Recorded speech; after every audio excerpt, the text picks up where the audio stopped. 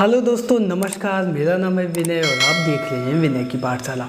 आज दोस्तों हम लोग इस वीडियो में कंप्लीट करेंगे एक्सरसाइज 1.3 जो कि 9th क्लास की सीबीएसई बोर्ड की मैथ से ली गई है। तो चलते हैं दोस्तों और बिना देर किए शुरू करते हैं आज की क्लास।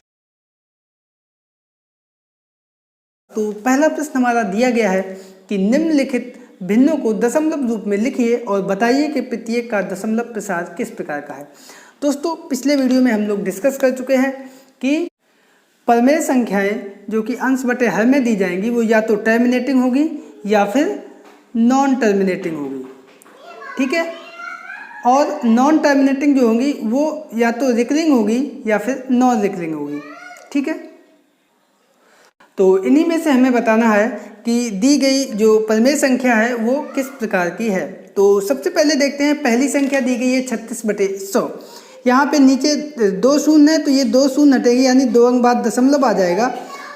तो संख्या हमारी हो जाएगी 36 और ये आगे नहीं शेषफल इसका शून्य आ गया, इसका मतलब ये संख्या हमारी है टर्मिनेटिंग, यानी कि शांत। और यही हमारा आंसर आ गया। अब देखते हैं आगे वाली संख्या हमारी क्या दी गई है। तो आगे संख्या हमारी दी गई है 1/11। तो यहाँ पे हम 11 का भाग देंगे 1 में। ज़्यादा विस्तार से हम प्रश्न को नहीं करेंगे, यहीं पे हम लोग भाग देंगे। तो दशमलव लगा के 1 में जाएगा नहीं, 1 शून्य बढ़ाएंगे तो बराबर आंसर जो आएगा वहाँ भी दशमलव लगाएंगे, 1 शून्य आ जाएगा। 10 में भी भाग नहीं जाएगा तो 1 शून्य और आ जाएगा। अब 100 हो गया तो 11 निम्मा 99, 9 बार गया 99, 100 में से घटा देंगे तो 1 बचेगा। तो फिर से 1 शून्य बढ़ाएंगे तो 1 वो और शून्य 10 हो गए, यानी 10 में भी नहीं गया तो पुनः शून्य आ जाएगा। फिर से 1 शून्य बढ़ाएंगे तब हो जाएगा फिर से 100, फिर से 11 निम्मा 99। तो इस तरीके से हम देखेंगे 090909 हमारा चलता चला जाएगा। इसका मतलब ये शांत नहीं हो रहा है, ये अशांत हो जाएगा। 0.09 और इसके ऊपर डैश का चिन्ह आ जाएगा। तो ये हमारा आ जाएगा अशांत, यानी ये हमारा है नॉन टर्मिनेटिंग। और संख्याओं की पुनरावृत्ति हो रही है, इसका मतलब नॉन टर्मिनेटिंग रिकरिंग, RECURING। तो हिंदी में इसको हम बोलेंगे अशांत आवर्ती। तो इस प्रकार से हमारा ये भी आंसर आ गया। अब हम लोग आगे वाला प्रश्न देखते हैं और वो संख्या हमारी दी गई है 4 सही 1/8। तो सबसे पहले इसको हम लोग अंश बटे हर में चेंज करेंगे। 8 चौको 32 और 33, तो हो जाएगा हमारा 33/8। अब इसमें 8 का हम दे देंगे भाग, तो 8 चौको 32, 4 बार गया, 1 बचा 0.0, 10 हो गए, यहाँ भी दशमलव हो गया, 4 दूनी 8, 2 बचा, 2 और 0, 4 पंचे 20। तो पूरा चला गया, शेषफल आया 0। इसका मतलब ये हमारा हो जाएगा टर्मिनेटिंग, यानी शांत दशमलव। तो ये हमारा आंसर आ गया और इसी के साथ ये कंप्लीट हुआ। अब चलते हैं आगे वाले प्रश्न पे और वो संख्या दी गई है हमारी 3/13। यहाँ पे भी हम क्या करेंगे, 13 का देंगे सीधा भाग 3 में। 3 में जाएगा नहीं तो दशमलव लगाएंगे, 0 30 हो जाएगा, 13 दूनी 26, 4 बचा 0 40 हो जाएगा, 13 तिया 39, 1 बचा 0 जाएगा नहीं, इसका मतलब 0 आ गया। अब फिर से 1 शून्य बढ़ाएंगे तो हो जाएगा 100। तो 78, 63, 91, 9 आ गया, 0 हो गया, 90 हो गया, और 90 हो गया तो 13 छक्का 78, तो 78 आ गए। अब 90 थे यहाँ पे, 90 में से 78 हमने माइनस किए तो बचे 12, 0 आ गए, 120 हो गए, 13 निम्मा 117, तो 117। अब कितने 120, 3 बचे, फिर से 0 आ गए, यानी फिर से 30 आ गए, तो 13 दूनी 26। इसका मतलब इतनी संख्याओं के बाद ये 2 रिपीट हो रहा है, तो ये संख्याएं अब रिपीट होती रहेंगी। जैसे ही एक संख्या रिपीट होगी उसके आगे की संख्याएं रिपीट होने लगेंगी। तो यहाँ से इसको हम इस तरीके से लिखेंगे 0.2307669, और यही सारी संख्याएं रिपीट हो रही हैं। तो पहली बात तो ये कि ये शांत नहीं है, शांत होता तो शेषफल 0 आ जाता। इसका मतलब ये हमारा हो गया नॉन टर्मिनेटिंग, और ये रिपीट हो रहे हैं नंबर, तो नॉन टर्मिनेटिंग रिकरिंग। और हिंदी में अगर इसको बोले तो अशांत आवर्ती। यही हमारा आंसर आ गया। और देखते हैं अब आगे वाली संख्या, और वो हमारी दी गई है बहुत अच्छी संख्या है, 2/11 तो दशमलव लगा देंगे, यहाँ भी दशमलव लगा देंगे। 20 हो गया तो 11 एकम 11, 9 बचा, 0 हो गया, 11 8 88 और 90 था, 2 बचा, फिर से 0 हो गया तो फिर से 0 बढ़ाएंगे तो 20 हो जाएगा, 11 एकम 11 तो रिपीट होने लगे ये नंबर 1 8 1 8 इस तरीके से रिपीट होंगे। इसका मतलब दशमलव 1 8 और जो संख्याएँ रिपीट हो रही है उसके ऊपर डैश रिपीट हो रहा है, इसका मतलब 0 नहीं आएगा। तो ये हमारा हो जाएगा नॉन टर्मिनेटिंग और रिकरिंग, अशांत आवर्ती, और यही हमारा आंसर आ गया। तो दोस्तों उम्मीद करते हैं आप लोग अब समझ गए होंगे कौन है शांत कौन है अशांत। तो लास्ट में दी गई है संख्या 329/400। तो पहली बात तो ये 0 दोनों कटेंगे तो यहाँ पे तो ये इस तरीके से आ जाएगा 3.29/4।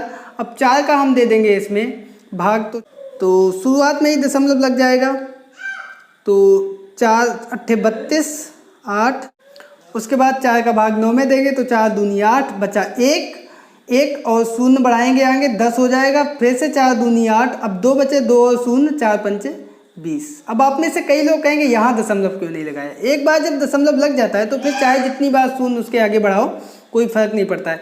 यहाँ पे हमारा शेषफल 0 हो गया, इसका मतलब ये हमारा है टर्मिनेटिंग, और रिकरिंग नॉन रिकरिंग का तो सवाल ही नहीं उठता है। तो ये थे प्रश्न नंबर 1 के जो भी दिए गए थे अंश बटे हर में जो संख्याएं, उसमें हमने पता लगा लिया कौन शांत है कौन अशांत है। उम्मीद करते हैं आप लोग समझ गए होगा। और अब चलते हैं प्रश्न नंबर 2 पर। तो बच्चों यहाँ पर दूसरा प्रश्न हमारा दिया गया है कि आप जानते हैं कि 1/7 बराबर 0.142857 और ऊपर डैश है, वास्तव में लंबा भाग दिए बिना क्या आया। आप ये बता सकते हैं कि 2/7 3/7 4/7 5/7 6/7 के दशमलव प्रसार क्या हैं, यदि हाँ तो कैसे। तो यहाँ पे देखो दोस्तों हमें दिया क्या गया है उसको हम लोग पहले लिख लेते हैं। तो यहाँ पे हमें दिया है, बहुत आसान प्रश्न है, 1/7 बराबर 0.142857 और इसके ऊपर डैश। अब हमें मान निकालना है किसका, 2/7 का। तो इसको हम लिख सकते हैं 2 × 1/7। तो बस सीधा सा गुणा कर दो, 2 × 1/7 का मान रख दो 0.142857 पर डैश। यहाँ पे थोड़ा सा हमें कुछ नहीं करना है, सीधा गुणा करना है 2 का। तो इधर से 7 दूनी 14, हासिल लगा 1, 5 दूनी 10 और 1 11, हासिल लगा 1, 8 दूनी 16 और 1 17, हासिल लगा 1, 2 दूनी 4 और 1 5, 4 दूनी 8 और 2 एकम 2 दशमलव 0, और ये डैश की जगह पर डैश का चिन्ह लग जाएगा। तो देखा आपने, बहुत आसान था, बिना भाग दिए हमारा आंसर आ गया। इसी तरीके से आगे अगर हम करें 3/7 का, तो 3/7 का भी हमारा हो जाएगा 3 × 1/7। तो यहाँ पर 3 का गुणा कर देंगे हम, 1/7 का जो मान है 0.142857 ऊपर डैश, तो ये हमारा हो जाएगा 7 तिया 21, हासिल लगा 2 और 5 तिया 15 और 2 17, हासिल लगा 1, 8 तिया 24 1 25, हासिल लगा 2, 3 दूनी 6 और 2 8, 4 तिया 12 की 2, हासिल लगा 1, 3 एकम 3 और 1 4.0, और डैश जो है वो वही ऊपर डैश आ जाएगा। तो ये आपने देखा 3/7 का आंसर आ गया, बहुत आसान है। इसी तरीके से 4/7 5/7 और 6/7 का भी हम लोग जल्दी से निकाल देते हैं। 4/7 भी 4 × 0 तो 7 चौको 28, हासिल लगा 2, 4 पंजे 20 और 2 22, हासिल लगा 2, 8 चौको 32 और 2 34, हासिल लगा 3, 4 दूनी 8 और 3 11, हासिल लगा 1, 4 चौको 16 और 1 17, हासिल लगा 1, 4 एकम 4 और 1 5। ये हमारा 4/7 का आंसर आ गया। अब इसी तरीके से आगे भी हम लोगों को निकालने हैं 5/7 और 6/7 के मान। इसी तरीके से सब कुछ करना है, 5 × 1/7, इधर पे करना है हमें 6 × 1/7 और इधर 5 × 1/7 का मान रख देंगे, इधर 6 × 1/7 का मान रख देंगे। और ये आप लोगों को होमवर्क में हम दे रहे हैं, ये आंसर आप यहाँ पे अपनी तरफ से करके लिखेंगे और कमेंट करके हमें बताएंगे भी कि सर इसका ये आंसर आया और हमने इसको कर लिया। तो दोस्तों ये था प्रश्न नंबर 2। आई होप कि आप समझ गए होंगे। और अब चलते हैं प्रश्न नंबर 3 पर। तो दोस्तों यहाँ पर हमारा तीसरा प्रश्न दिया गया है कि निम्नांकित को p/q के रूप में व्यक्त कीजिए जहाँ p और q पूर्णांक है तथा q का मान 0 के बराबर नहीं है। तो पहला है यहाँ पर 0.6 और ऊपर डैश का चिन्ह।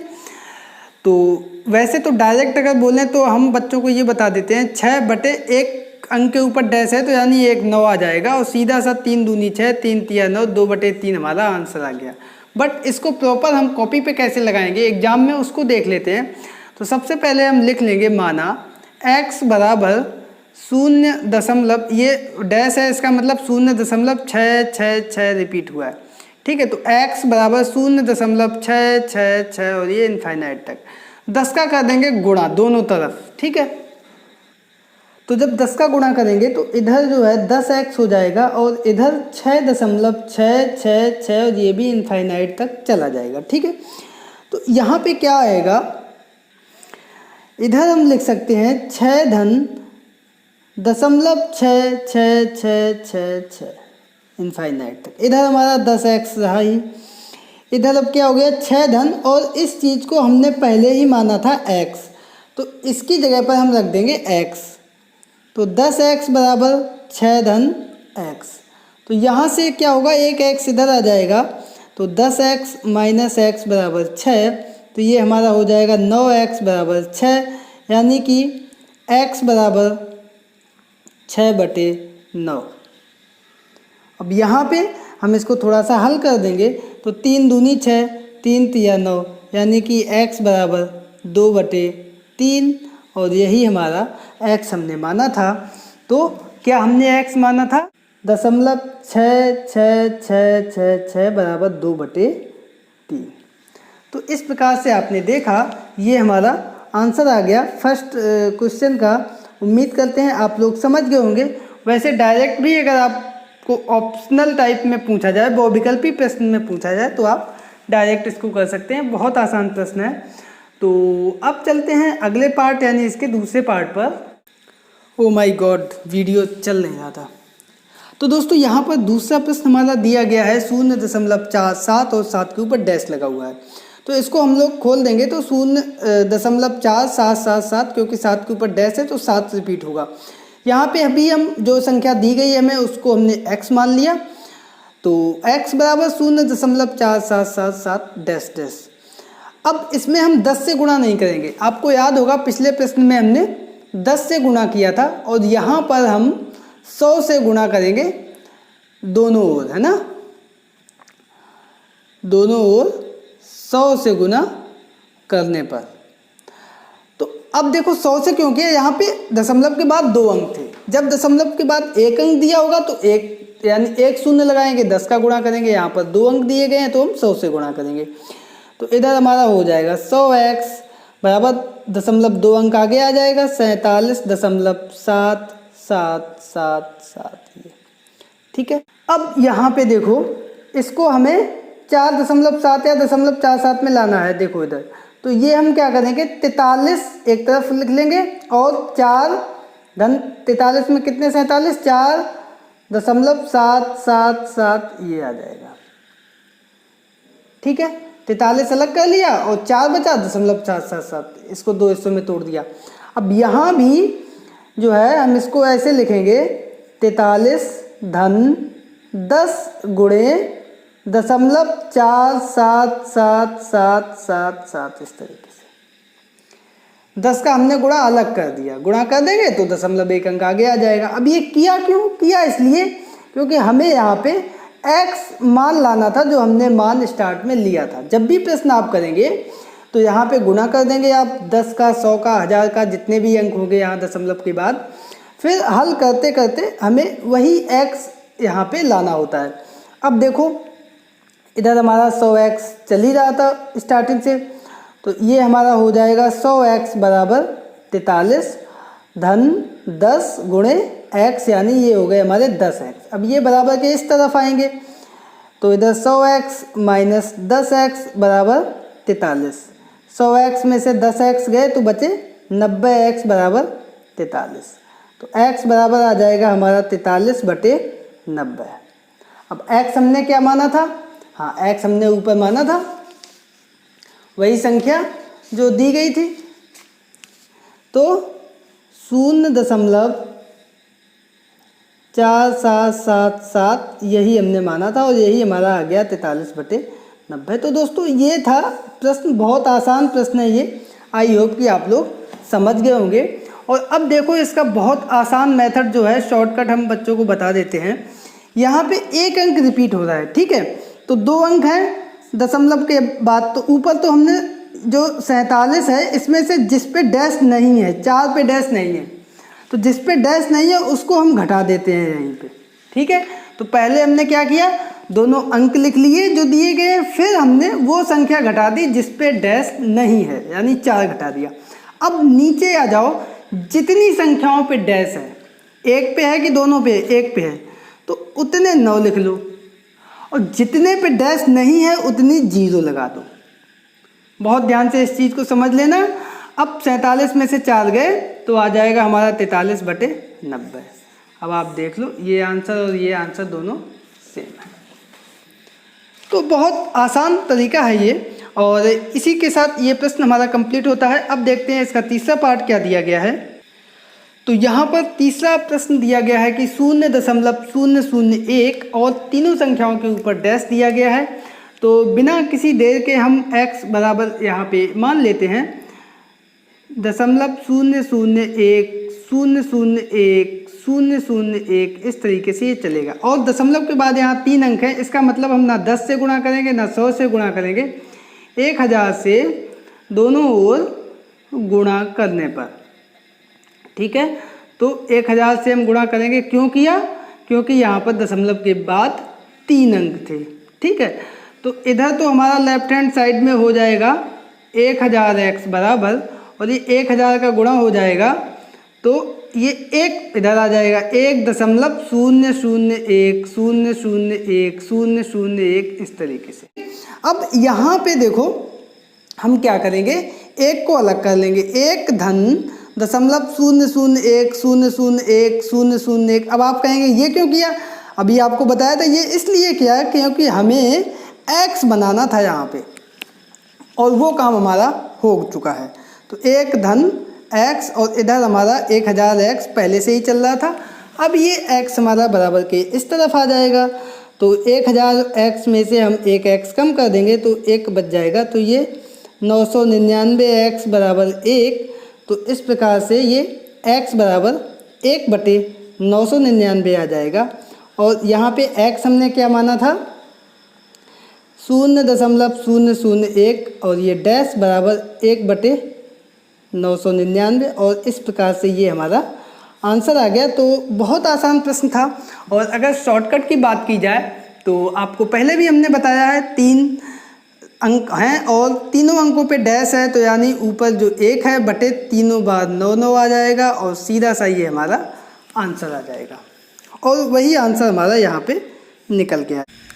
तो दोस्तों ये था प्रश्न नंबर 3। आई होप कि आपको बहुत अच्छे से समझ में आया होगा। और अब चलते हैं अगले प्रश्न यानी प्रश्न नंबर 4 पर। तो दोस्तों यहाँ पर चौथा प्रश्न दिया गया है कि 0.9999 को p/q के रूप में व्यक्त कीजिए। क्या आप अपने उत्तर से आश्चर्यचकित हैं? अपने अध्यापक और कक्षा के सहयोगियों के साथ उत्तर की सार्थकता पर चर्चा कीजिए। तो दोस्तों यहाँ पर सीधा सा प्रश्न है कि इसको हमें p/q के रूप में पहले व्यक्त करना है। तो सबसे पहले हम लोग इसी काम को कर लेते हैं। तो मान लेते हैं यहाँ पे जो भी काम हम पहले भी किए हैं, माना 0.999 इसको हम मान लेंगे बराबर x के, ठीक है। अब हम क्या करेंगे, इसको हम अगर लिखेंगे तो 0.9 और बार हो जाएगा, डैश लग जाएगा, तो एक अंक है डैश में, तो इसका मतलब हम एक के आगे एक शून्य यानी 10 का गुणा कर देंगे, 10 का गुणा दोनों ओर करने पर, ठीक है। अब इसके बाद क्या होगा, गुणा करने के बाद दोनों तरफ हम 10 का गुणा कर देंगे, तो इधर हो जाएगा हमारा 10x बराबर 9.99999 इस तरीके से। अब यहाँ पे हम इसको दो हिस्सों में डिवाइड कर देंगे, 9.99999। अब इस हिस्से को हम लोगों ने ऊपर x माना था, तो इधर तो हमारा 10x चल ही रहा है, तो इधर हमारा 10x बराबर 9x, ये x इधर आएगा तो 10x में से एक x माइनस हो जाएगा, बराबर आ जाएगा 9। तो इस तरीके से ये हमारा 9x बराबर 9, तो यहाँ से x बराबर आ जाएगा 9/9, 9 एकम 9। ओ माई गॉड, ये क्या हुआ? यहाँ पे तो आंसर इसका आ गया 1, यानी x मैंने ऊपर माना था 0.999 और ये बराबर 1 के। हाउ इज इट पॉसिबल, ये कैसे संभव है? क्या ये बराबर है? तो दोस्तों ये बिल्कुल इक्विवेलेंट नहीं हो सकता है। हाँ, ये एप्रोक्स में हम इसको लिख सकते हैं 0.9, और ये एप्रोक्स में जो है ये 1 के बराबर हो सकता है। अगर इसको हम इधर शॉर्ट में भी अगर हम करने का प्रयास करें, तो आपको मैंने बताया था कि 9 के ऊपर एक चिन्ह के ऊपर डैश लगाया तो सीधा सा 9 बटे और नीचे हम लोग 9 लिख देते हैं, तो सीधा सा यहाँ से 9 एकम 9 बराबर 1 आ सकता था। तो ये आंसर वाकई में आश्चर्यजनक, सरप्राइजिंग है। तो लिख देंगे यस, हाँ, हम अपने उत्तर से आश्चर्यचकित हैं, और इस बारे में आप लोग भी अपने आसपास इस विषय पर अपने विद्यालय में डिस्कस अवश्य करना। तो दोस्तों प्रश्न नंबर 4 आई होप कि आपको समझ में आया होगा, और अब चलते हैं इसके अगले प्रश्न यानी प्रश्न नंबर 5 पर। तो बच्चों यहाँ पे 5वां प्रश्न हमारा दिया गया है कि 1/17 के दशमलव प्रसार में अंकों की पुनरावृत्ति खंड में अंकों की अधिकतम संख्या क्या हो सकती है? अपने उत्तर की जांच के लिए विभाजन क्रिया को कीजिए, यानी भाग कीजिए। तो प्रश्न ये कह रहा है कि जब हम 1/17 का भाग देंगे तो मैक्सिमम दशमलव के बाद कितने नंबर रिपीट हो सकते हैं, मतलब अधिकतम कितने अंकों के ऊपर डैश लग सकता है। तो इसके विषय में आप समझ लो, हर में जितना भी अंक होगा, मान लो यहाँ पे n नंबर है, तो ये n-1 नंबर रिपीट हो सकते हैं, यानी यहाँ पर अधिकतम मैक्सिमम मतलब 16 से अधिक नहीं हो सकती है। ठीक है, तो कितनी होगी अभी हम लोग देखेंगे और अभी पता कर लेंगे कितनी होगी। तो सीधा सा हम भाग दे देंगे, 1 में भाग देना है 17 का। तो कई लोगों को भाग नहीं आता होगा, तो हम थोड़ा सा इसको डिटेल में कर देंगे। 1 में भाग देना है 17 का, ठीक है। तो दशमलव शून्य अभी भी नहीं गया, तो यहाँ भी दशमलव शून्य, फिर से शून्य, 100 हो गए, 17×5 85, 5 बार गया और ये आ गया 85, यहाँ पे बचा 15, फिर से एक शून्य आ गया, नीचे हो गया 150, 17×9 153, यानी 17×8 136, तो 8 बार गया तो ये आ गया 136, यानी अब यहाँ पे बचा 14, और अब फिर से एक शून्य आया, एक शून्य नीचे हो गया, 40 हो गया। अब 140 से ज़्यादा नहीं होना चाहिए, तो ये फिर से 17×8 136। तो अब इसके बाद यहाँ पर शेषफल आ गया 4, तो फिर से शून्य एक बढ़ जाएगा, 40 हो जाएगा, 17×2 34 हो जाएगा, 34 के बाद बचा 6, उसके बाद फिर से एक शून्य हो जाएगा, 60 हो जाएगा, तो 17×3 51 आ जाएगा यहाँ पे, 51, 60 में 51 माइनस कर देंगे तो बचेगा यहाँ पे 9, तो ये 9 बच गया। अब यहाँ पे फिर से एक शून्य आ गया और 90 हो गया, 17×5 85, तो 17×5 85। अब यहाँ पे शेषफल 5 है, तो शेषफल 5 आ गया, फिर से शून्य आ जाएगा, 50 हो गया, तो 17×2 34, 17×3 51, तो 17×2 34। अब यहाँ पे शेषफल आएगा, 50 में से 34 घटाएंगे 16, इसको हम यहाँ से इधर की ये दे रहे हैं, 16 लासा आ गया। तो अब फिर से एक शून्य हो जाएगा, तो ये 160 आ जाएगा। तो अब की बार 17×9 153, तो अब जो है 7 आया, फिर से शून्य आ जाएगा, 70 हो जाएगा, 7×4 68, 68 और 2 70, 2 बचे, शून्य आ गया तो 20 हो गया, तो 17×1 17। अब यहाँ से बचा 3, तो फिर से शून्य आ गया तो 30 हो गया। तो यहाँ से 17 एकम 17। अभी भी नहीं रुक रहा है, कितना लंबा जा रहा है। तो ये 17 एकम 17, 30 में से 17 जाएंगे, 13 बचेंगे। फिर से इधर आगे हम इसको बढ़ा रहे हैं, यहाँ से कंटिन्यू इधर है, यहाँ से कंटिन्यू इधर है, तो ये 13 बचा। तो फिर से शून्य आ गया इधर, तो ये फिर से 130 हो गया। तो 17 छक्का 102, 17 सत्ते 119, 119। अब ये यहाँ पे बचा 11, शून्य बढ़ाया तो फिर से शून्य, 17 पना 85, 17 छक्का 102, तो 102। अब बचे यहाँ पे 110 में 102 घटाए 8, अभी भी शून्य बढ़ा दिया तो यहाँ पे हो गया 80, 17 या 51, 17 चौको 68, 17 चौको 68। तो यहाँ पे बचे 12 शून्य, फिर से 120 हो गए। तो 17 पना 85, 17 छक्का 102, 17 सत्ते 119। तो 7 बार गया 119। अब 120 में 119 घटाएंगे 1 आएगा। तो यहाँ पे 1 से चले थे, अब फिर से यहाँ पे 1 आ गया, यानी कि अब आगे जब करेंगे तो यही संख्याएं रिपीट होगी। 1 में जाएगा नहीं, शून्य आएगा, यहाँ पे शून्य आया था, तो यहाँ से फिर से यही पुरानी वाली चीज़ें रिपीट होगी। तो ये बहुत काफ़ी लंबा हो गया, तो यहाँ से रिपीट हो रहा, तो इसको हम यहीं पे छोड़ देंगे।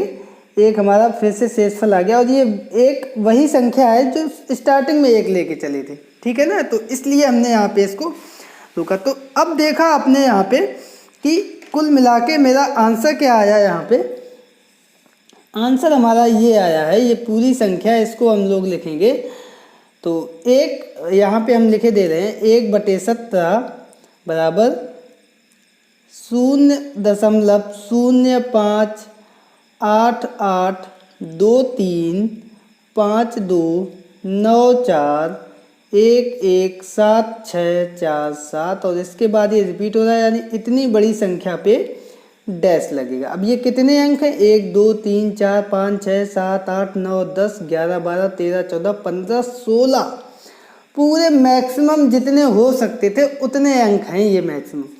तो दोस्तों ये बहुत ही इंटरेस्टिंग प्रश्न है, और सीबीएसई बोर्ड की बुक्स में यही खासियत है कि जो ये लोग प्रश्न देते हैं वो बहुत मज़ेदार प्रश्न होते हैं।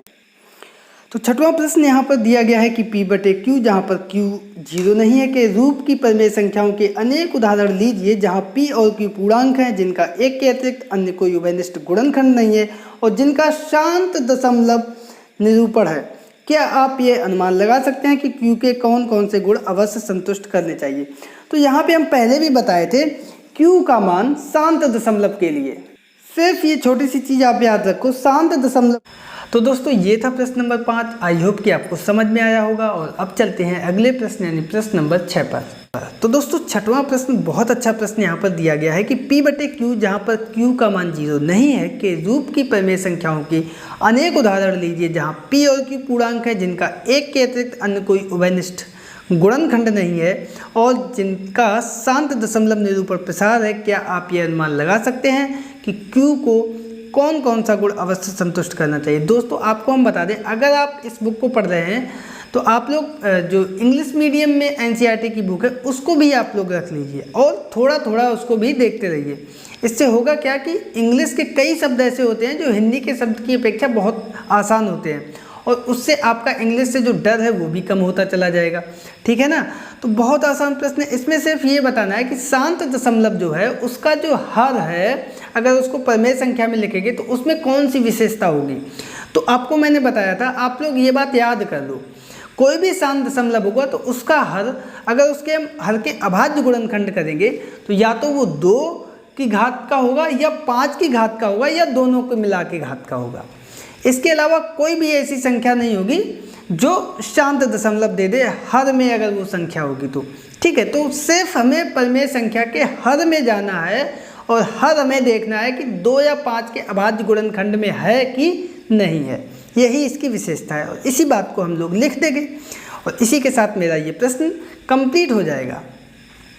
तो दोस्तों उम्मीद करते हैं आप लोग समझ गए होंगे, और अब चलते हैं अगले प्रश्न यानी प्रश्न नंबर 7 पर। तो 7वां प्रश्न यहाँ पर दिया गया है कि ऐसी 3 संख्याएं लिखिए जिनके दशमलव प्रसार अनावसानी और अनावर्ती यानी नॉन टर्मिनेटिंग नॉन रिकरिंग होने चाहिए, नॉन रिपीटिंग। तो उसमें क्या है ना कि शेषफल शून्य नहीं आना चाहिए। बहुत आसानी से आप लिख दो, जैसे 0.1 0.1 0.001 0.000 इस तरीके से शून्य हम लोग बढ़ाते चले जाते हैं। कोई ऐसा ज़रूरी नहीं है, आप लोग कुछ भी बढ़ाते जाओ, जैसे 2 1 2 1 1 1 इस तरीके से, है ना। कोई भी संख्या ले लो, 7 0 7 0 0 7 0 0 0 इस तरीके से, मतलब इमेजिन नहीं कर पा रहे आगे वाली संख्या कौन सी आएगी, इस तरीके से। तो ये हमने 3 एग्जाम्पल दे दिए हैं, आप लोग भी कई हज़ारों एग्जाम्पल बना सकते हैं।